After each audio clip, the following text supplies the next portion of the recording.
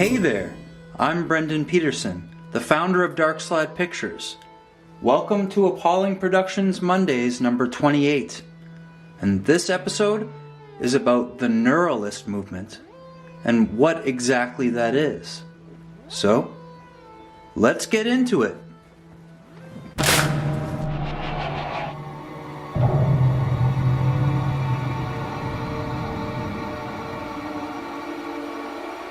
The Neuralist Movement.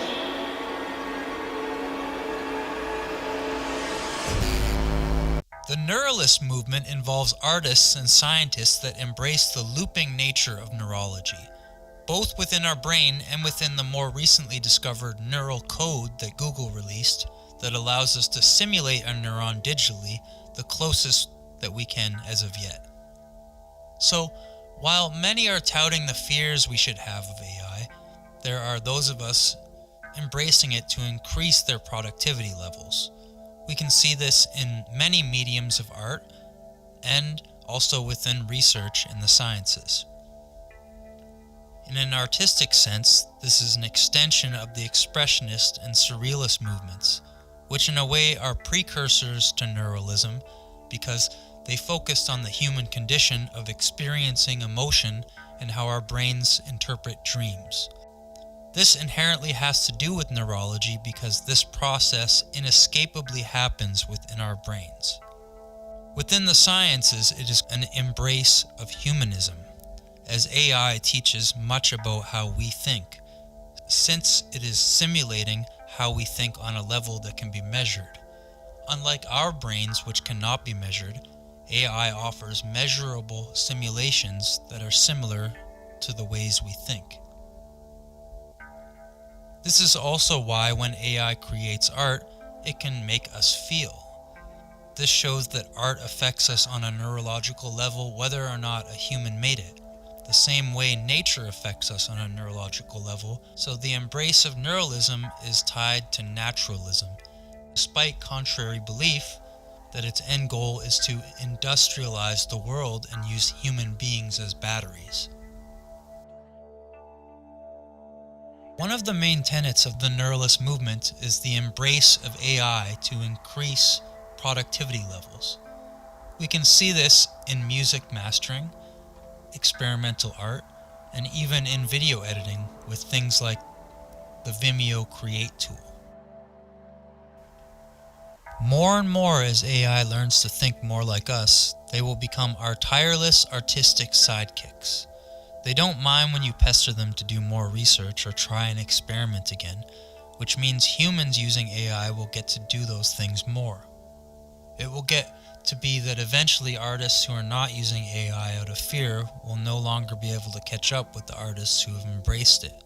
Human beings will remain the curators, while AI begins to take the tedium out of both the artistic and scientific processes of discovery.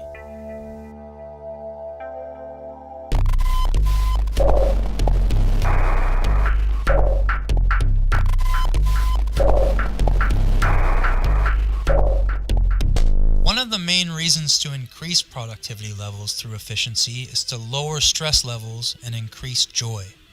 Joy is in the doing, but it comes with tedium.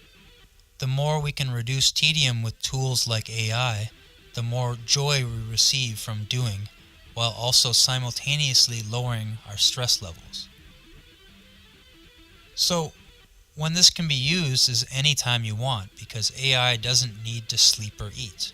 So you can cater its use to your time, whereas with human beings you must cater to their time in order to remain ethical and fair. This leads to the idea that AI might resent us for working it in this way, but evidence so far shows that AI will probably understand its function and not have resentment for being used how it's most efficient to use it. It will understand its purpose. As stated earlier, AI is already being used by artists and scientists to do the tedious or otherwise impossible things like number crunching that the human mind can't do. In art, it also offers a completely objective take on it, as what the AI does is not influenced by emotions. Your curation of what the AI does is influenced by emotions, but its decisions aren't. So that means it offers a unique approach to art that emotionally driven humans can't have, which caters directly to logistics instead of emotion, meaning that it is often a more practical solution to a problem. This is why AI so easily fits into the logistical problem solving of both art and science. Down with the Morlocks. Down with the Morlocks. Down with the Morlocks. Down here. So ultimately, even though AI is one of the main tenets of neuralism, it's not the only one. You actually don't have to use AI. All you have to use is the neural structure. There are other ways you can apply the neural structure other than AI. My film Paper Wasps, for example, was made using the neural structure but without the aid of any AI. So it's a prime example of this. I used the neural structure to edit the film, not a traditional story arc. The result is similar to AI in its controlled chaos, but it was edited with my brain, not machine code. I forced my brain to structure the story in the neural structure. So, in a way, neuralism has existed forever, as long as we have, because it's based on our neurons. AI simply gave us an alternative window that exists outside of our brains. Just like how the discovery of the neural structure changed how computer programming works, it's also created a paradigm shift in how we think about everything. Ultimately, you are still the curator as the human being. That's why neuralism is actually a new form of humanism, because it's ultimately about empowering humans to create with more efficiency. It's naturalism as well, because our neurology is natural, so simulating a neuron is trying to simulate the nature of our brain. So it's not a perfect mirror of nature, but it's an attempt at mirroring nature, which is the same as naturalism in art. You are trying to mirror nature. So, prepare for the movement, the Neuralist Movement.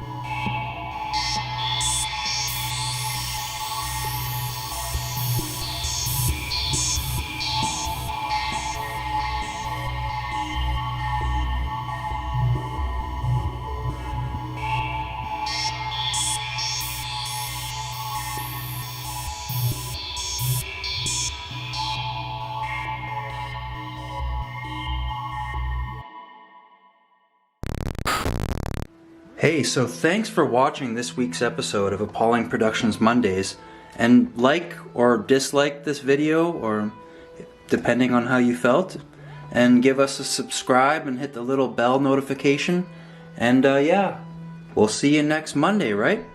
Because we do this every week. So, see you later.